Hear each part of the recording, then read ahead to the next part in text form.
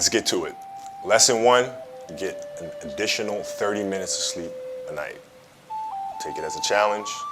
Try to find that space, quiet your mind, and get your 30 minutes of sleep. And you'll see it makes a really, really big difference. My sleep habits were horrendous, to say the least. I mean, I've always had a hard time sleeping. I couldn't figure out how to shut my brain off. So what made the light bulb come on is that I went out there and played a game, and I played like crap. And I was like, why am I playing like crap? Because I've been practicing these same moves over and over and over. But yet, I couldn't execute them properly. I was feeling sluggish, I was feeling lethargic, and I knew it wasn't because of my training, because I had trained obsessively. So then I started looking at other things. And that's when I came to the realization that, hey, Cole, you're not 21 years old anymore, buddy. Like, maybe the fact that you're sleeping 2 or 3 hours a night, maybe that has something to do with the fact that you're playing like crap. And that's when I started really evaluating those things. And I'd say lesson 2 would be just 5 minutes of quiet time. 5 minutes for you to be mindful and to just sit and find that inner voice and just kind of listen to the self. Preferably would be in the morning as you start your day. I meditate every day.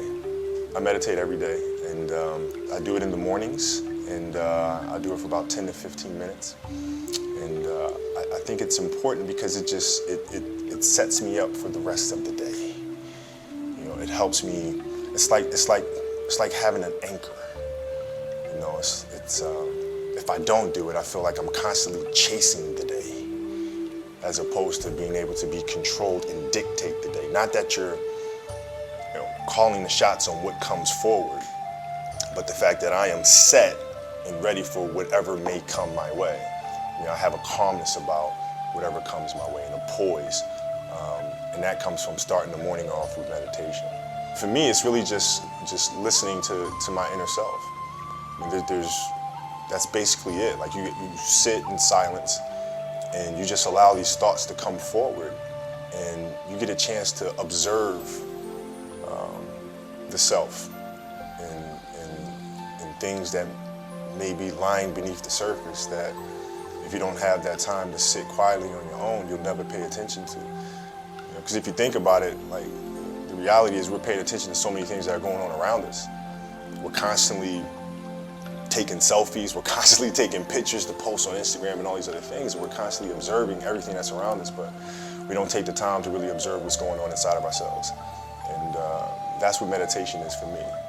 In 2000, we had a new head coach that came to the Los Angeles Lakers by the name of Phil Jackson. And Phil was just coming off of winning 6 championships with the Bulls.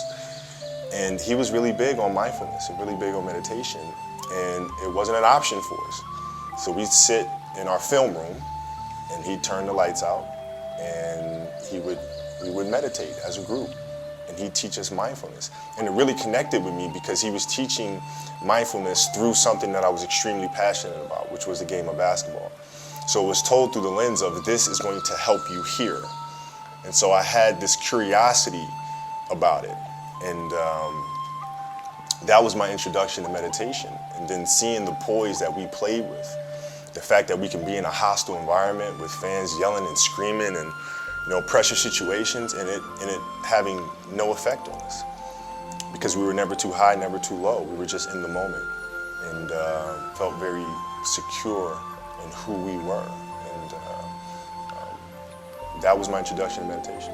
I had a great experience, which really I learned a lot about meditation through this experience. I was on a jet ski, and I took the jet ski out in the ocean, and I just kind of sat.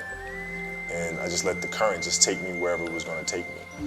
And I really saw a lot of meditation through that moment, because I wasn't trying to control the moment. I wasn't trying to force myself upon the waves and dictate where I was going to go. I just let the waves take me there. And there was a lot of peacefulness involved in that.